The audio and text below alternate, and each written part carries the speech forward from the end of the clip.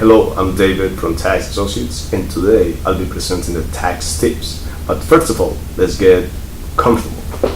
Today I'll be talking about the S corporations under the new tax law. The S corporation business structure offers many advantages, including limited liability for owners and no double taxation, at least at the federal level.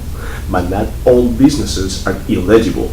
And with the new 21% flat income tax rate that now applies to C corporations, S corps may not be quite as attractive as they once were. Let's do some tax comparison. The primary reason for electing X status is the combination of the limited liability of a corporation and the ability to pass corporate income, losses, deductions, and credits through to shareholders. In other words, S corps generally avoid double taxation of corporate income, once at the corporate level and again when distributed to the shareholder. Instead, S corp tax item pass through to the shareholders' personal tax returns, and the shareholders pay tax at their individual income tax rates.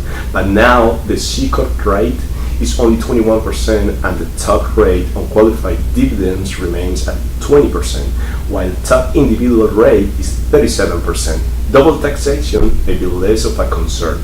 On the other hand, S corp owners may be able to take advantage of the new qualified business income deduction, QBI, which can be equal to as much as 20% of QBI. You have to run the numbers with your tax advisor, factoring in state taxes too, to determine which structure will be most efficient for you and your business.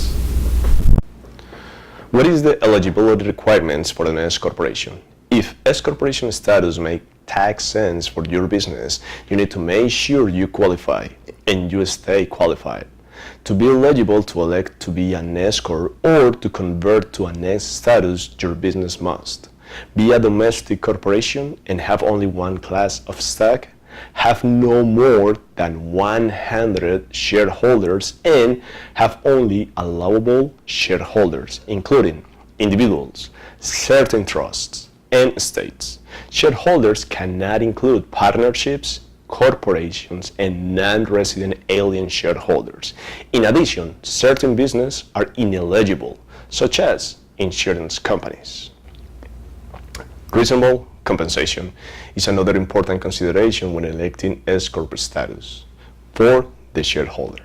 The Internal Revenue Service is on the lookout for S corporations that pay shareholders' employees an unreasonable low salary to avoid paying Social Security and Medicare taxes, and then make distributions that aren't subject to payroll taxes. Compensation paid to a shareholder should be reasonable, considering what a non-owner would be paid for a comparable position.